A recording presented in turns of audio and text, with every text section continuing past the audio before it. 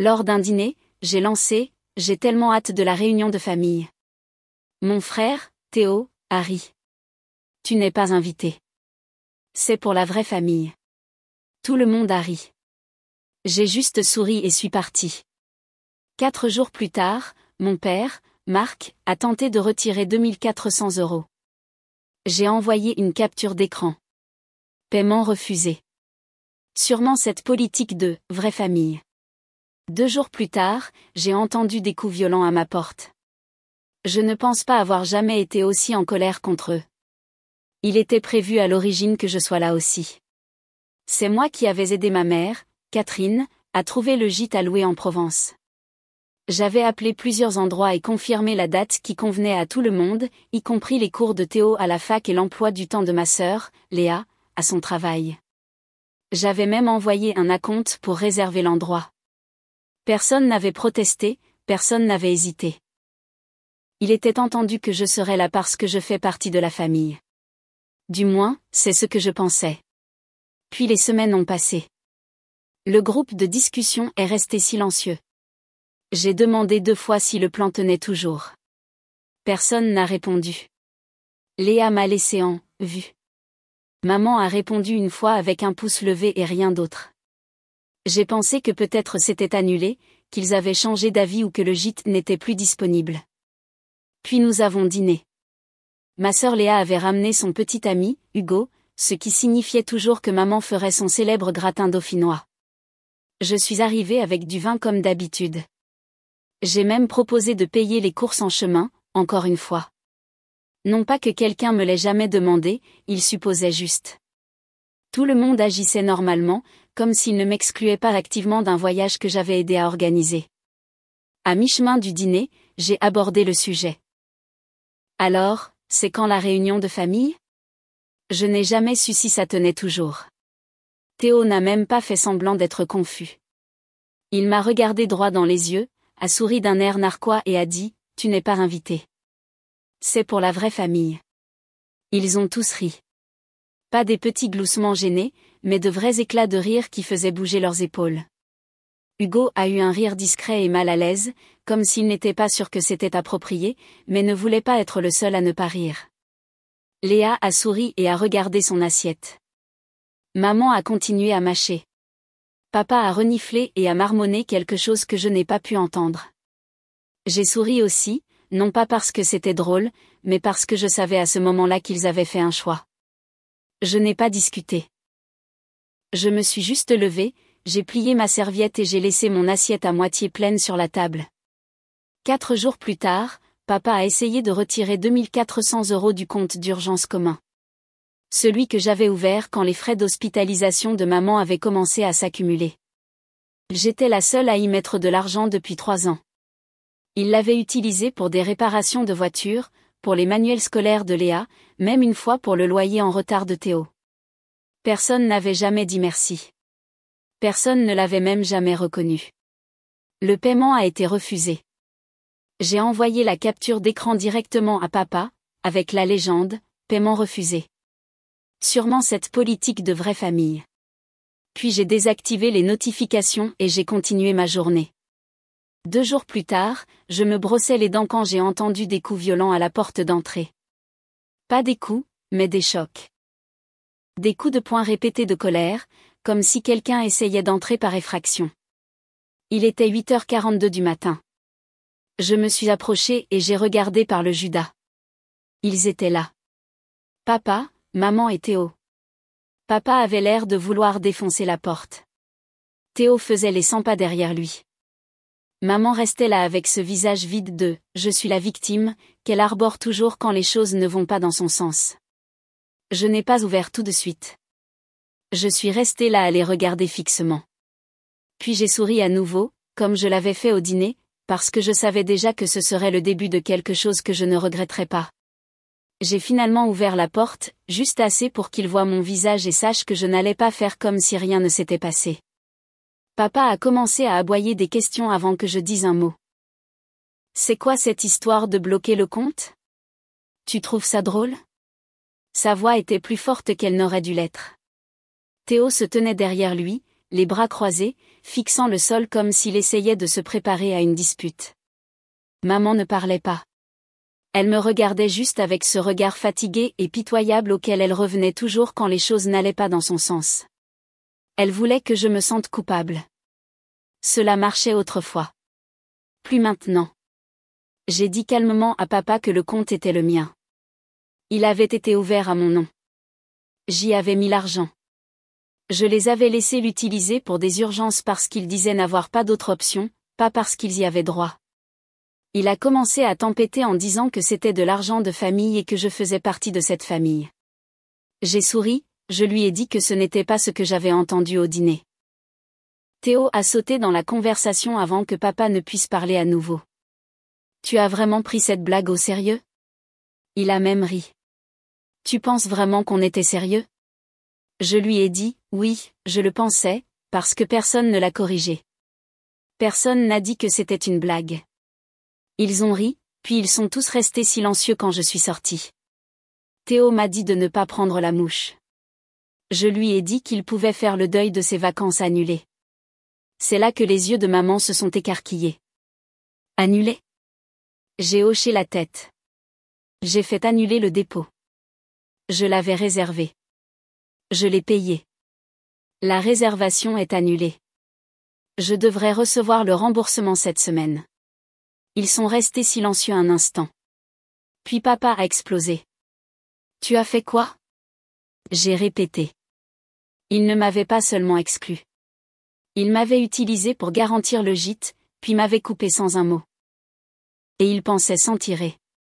Je leur ai rappelé que c'était moi qui avais passé les appels, payé la compte, fait le suivi avec l'agence de location. J'avais fait le travail. Il prenait le voyage. Il ne pensait pas que je me défendrais. Il pensait que j'allais avaler la pilule comme je l'avais toujours fait. Théo continuait de marmonner. Il a dit que j'agissais comme une sorte de méchante de série judiciaire. Que je jouais à l'avocate à nouveau, comme si c'était un costume que j'enfilais. Je n'ai pas répondu à cela. J'ai juste regardé maman et lui et demandé si elle se souvenait des soins dentaires d'urgence qu'elle avait eus l'année dernière. Ce dont elle ne voulait pas que papa soit au courant. J'avais couvert ça aussi. Discrètement, sans reçu, sans jugement. Elle a hoché la tête lentement.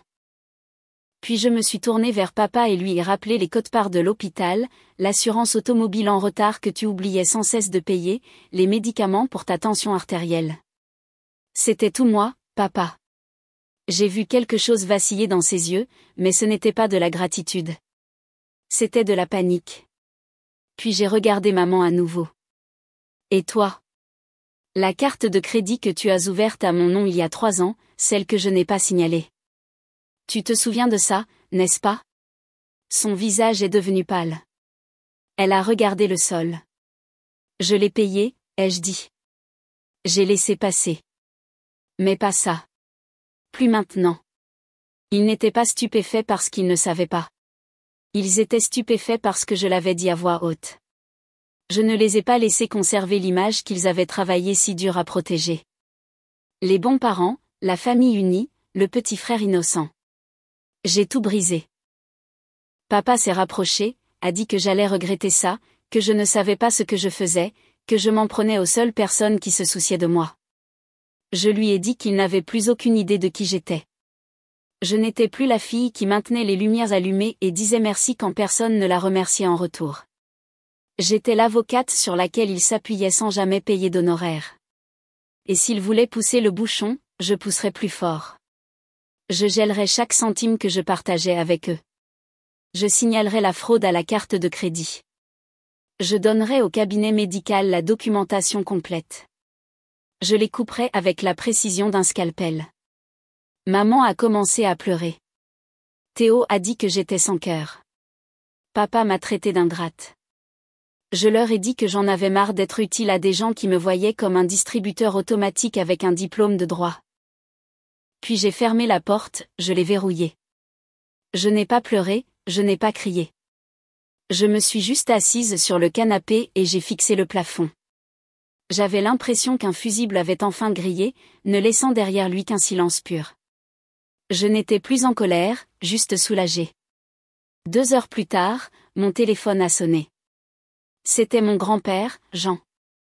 Il n'a pas dit bonjour, juste « Sophie ». J'ai entendu ce qui s'est passé. Tu n'as pas tort. Je suis de ton côté. Tu me dis ce dont tu as besoin. Et pour la première fois depuis longtemps, je ne me suis pas sentie seule. Le silence après l'appel de papy était différent. Pas le genre habituel où j'attendais que la culpabilité s'insinue. Cette fois, il n'y avait que de l'espace, de l'air pour respirer, une ligne claire entre eux et moi. Je n'avais pas réalisé à quel point j'en avais besoin.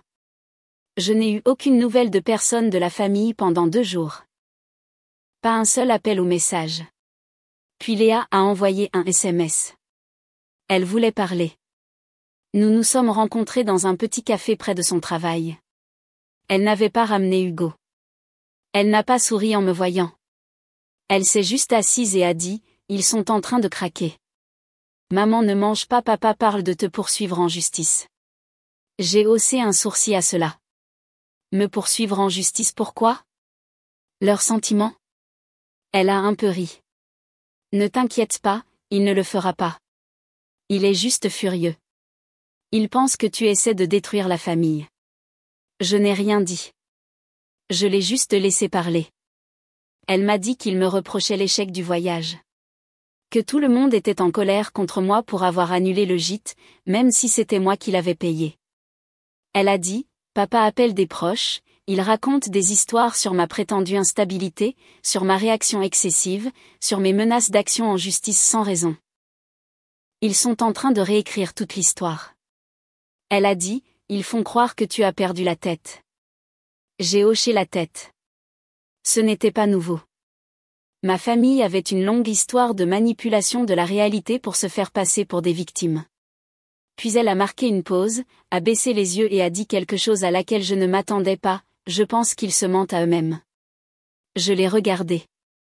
Elle n'a pas croisé mon regard. Elle a dit qu'elle avait commencé à repasser en revue tout ce qui s'était passé, combien de fois je les avais couverts, à quelle fréquence je les avais sortis d'embarras. Elle s'est souvenue de la nuit où j'étais restée assise avec maman jusqu'à 3 heures du matin parce que personne d'autre n'avait pu s'en soucier. Elle s'est souvenue de la façon dont je lui avais donné de l'argent quand elle avait perdu son emploi et ne lui avait jamais demandé de le rembourser. Comment je l'avais aidé à réécrire son CV, aidé à s'entraîner pour des entretiens, et lui avais même acheté une nouvelle tenue pour celui qu'elle avait décroché. Elle a commencé à pleurer doucement. Pas de scène, juste le genre de larmes qui proviennent de quelque chose qui se brise après avoir été retenu trop longtemps. Je crois que je veux m'en aller, a-t-elle dit. Je ne veux pas être comme eux. Je ne savais pas quoi dire au début. C'était la même sœur qui avait ri alors que Théo faisait cette blague sur la « vraie famille ». La même sœur qui avait ignoré mes messages quand je posais des questions sur le voyage. Mais maintenant elle le voyait enfin. Je lui ai demandé où elle irait. Elle a dit qu'elle avait une amie à Lyon qui lui offrait une chambre pour quelques mois. Elle voulait déménager. Partir de zéro. Elle n'avait juste pas l'argent pour partir. Elle disait qu'elle était coincée. J'ai ouvert mon sac à main, sorti mon carnet de chèques et écrit un chèque de 7 000 €. Je l'ai fait glisser sur la table. Elle l'a fixé comme si c'était radioactif. J'ai dit, sans condition. Pars. Elle m'a enfin regardé, les yeux rouges. Pourquoi tu m'aides? Parce que tu dis enfin la vérité. Elle a hoché la tête, a plié le chèque et l'a glissé dans son sac sans un mot de plus. Cette nuit-là, la rumeur a commencé. J'ai reçu un appel de ma tante Jeanne me demandant pourquoi je me coupais de la famille. Elle a dit qu'elle avait entendu dire que je traversais quelque chose et m'a suggéré de venir prendre le thé pour en parler. Je lui ai dit que j'allais bien, que si elle voulait la vraie histoire, elle pouvait me la demander à moi, pas à maman ou papa. Je voyais déjà comment ça allait se passer. Il me dépeindrait comme instable, ingrate, la fille prodigue qui avait tourné le dos aux personnes qui l'avaient élevée. Mais je m'en fichais parce que pour une fois, c'était eux qui se débattaient pour contrôler l'histoire, et je ne jouais plus le jeu. Le week-end, la campagne de diffamation battait son plein. J'étais devenue la méchante de leur récit. Sophie la rancunière, celle qui avait perdu la tête pour une blague et menaçait sa famille de poursuites judiciaires. Maman disait aux gens que j'étais dangereuse maintenant. Papa racontait aux proches que j'étais accro au pouvoir, que j'avais été changée par l'argent et l'orgueil.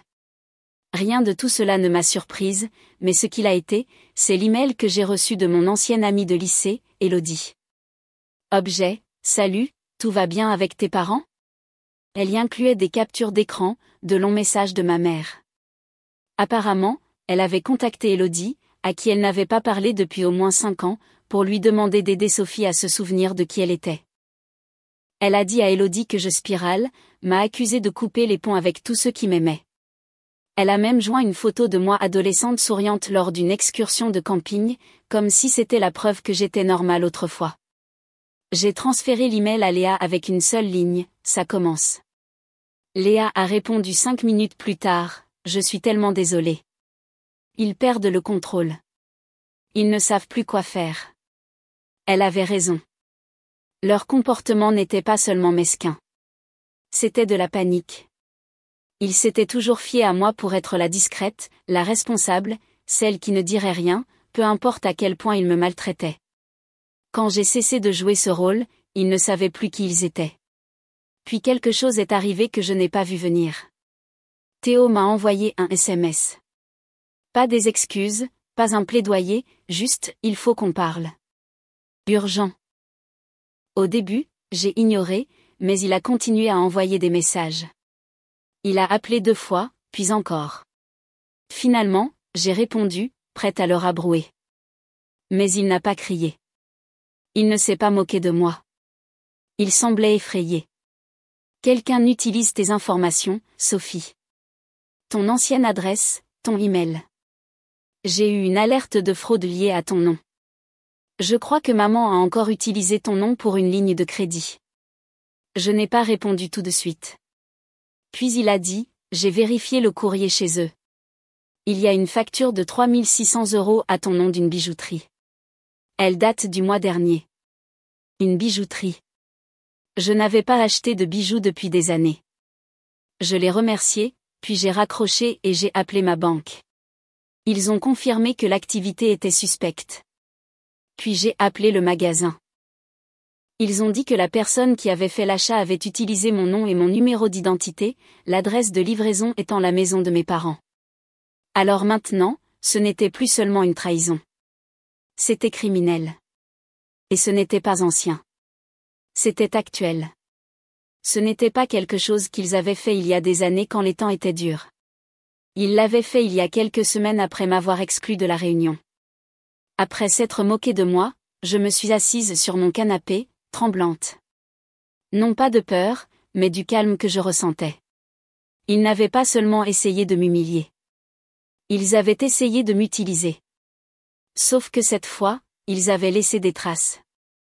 Le lendemain matin, je suis entrée dans mon bureau, j'ai fermé la porte et j'ai rédigé la première lettre. Elle était courte. À qui de droit, je signale un débit frauduleux effectué en mon nom, le date au nom du magasin sans mon consentement ni ma connaissance. Je suis prête à poursuivre cela légalement et je dispose de documents justificatifs. Et puis j'ai ajouté les mots qui ont tout changé. Le principal suspect est un membre de ma famille ayant des antécédents d'utilisation non autorisée de mon identité. Cette fois, ils n'allaient pas s'en tirer indemnes. Ils avaient dépassé les bornes et maintenant, j'entrais pleinement dans mes droits. La lettre n'était que le début. Le lundi matin, le rapport de fraude était officiellement déposé. J'ai envoyé par email une copie numérisée du document au bureau de crédit, au magasin et à mon ami avocat, Nathan, qui me devait une faveur de la fac de droit. En quelques heures, j'ai reçu la confirmation qu'une enquête était en cours et que tous les regards étaient tournés vers l'adresse de livraison, le domicile de mes parents. Je n'ai rien dit à personne dans la famille. Pas au début. Je voulais qu'ils le ressentent. Je voulais que le silence s'étire suffisamment longtemps pour que le coup de grâce arrive quand il s'y attendait le moins. La première fissure est venue de Léa. Elle m'a appelé tard cette nuit-là en chuchotant. Elle a dit que maman avait été au téléphone toute la journée et que papa agissait étrangement. Quelqu'un de la banque avait appelé pour vérifier un compte. Léa ne connaissait pas les détails, mais elle savait que quelque chose n'allait pas. Puis elle a dit, ils ont peur, Sophie. Vraiment peur. Je crois qu'ils savent que quelque chose arrive.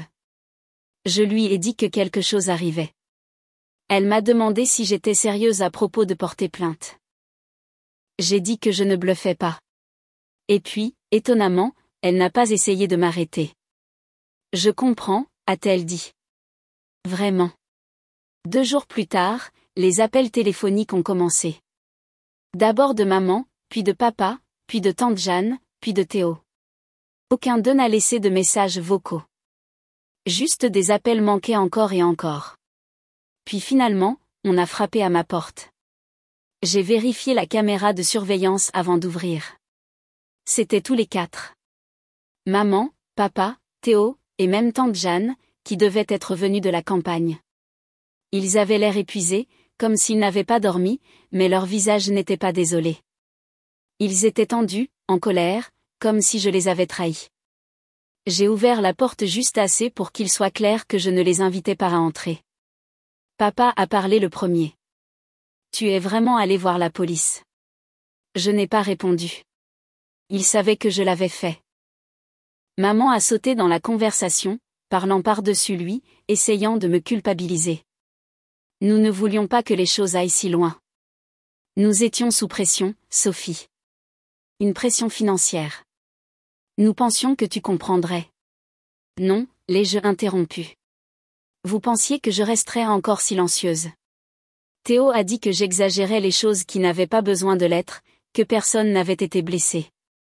Je lui ai demandé si utiliser l'identité de quelqu'un pour acheter 3600 € de bijoux n'était rien.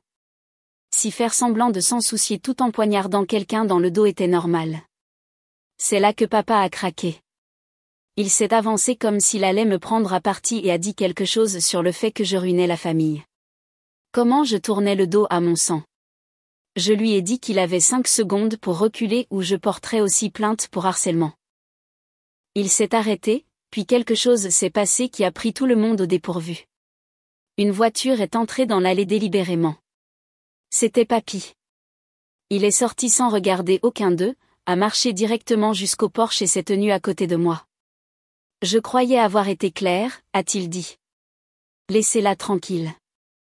Papa a commencé à bafouiller quelque chose sur la famille et l'unité et la façon dont j'étais manipulée. Papy a juste secoué la tête.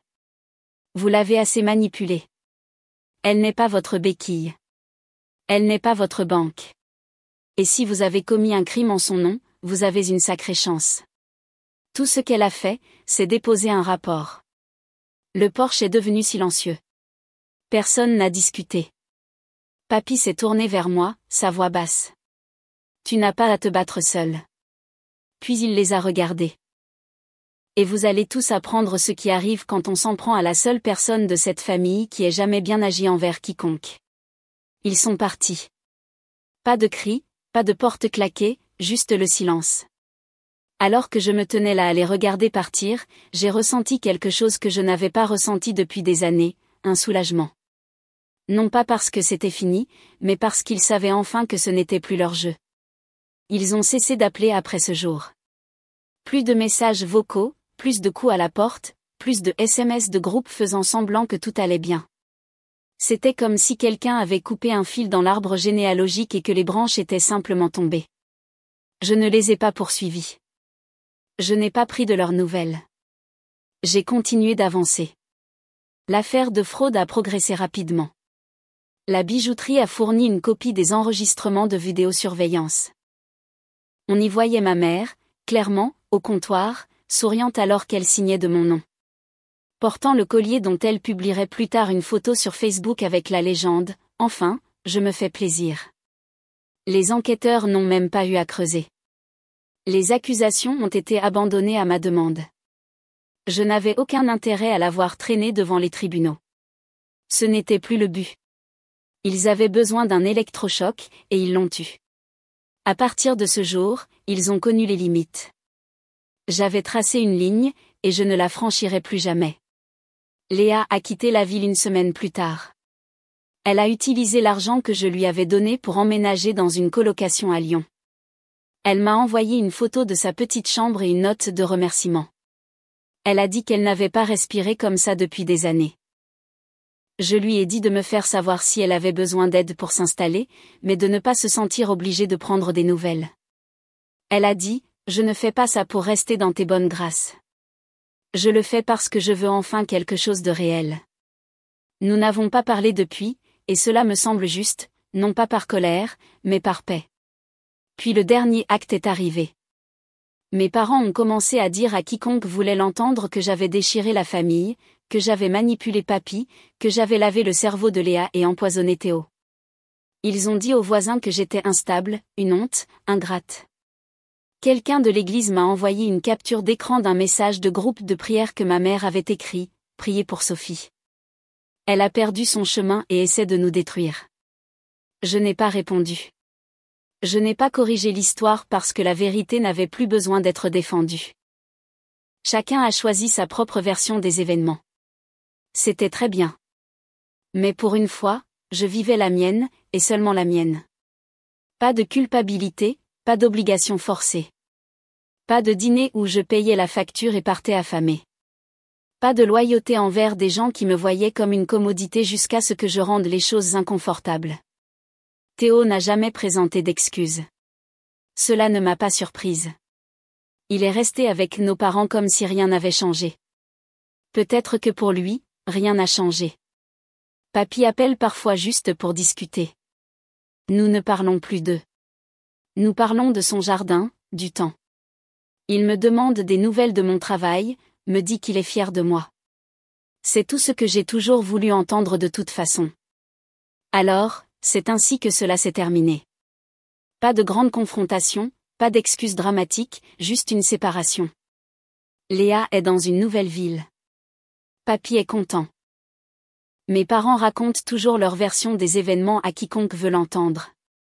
Mais moi, je vis enfin une vie où je ne suis pas utilisée. C'était ma vengeance. Je les ai laissés vivre dans le monde qu'ils avaient construit, et je m'en suis allée.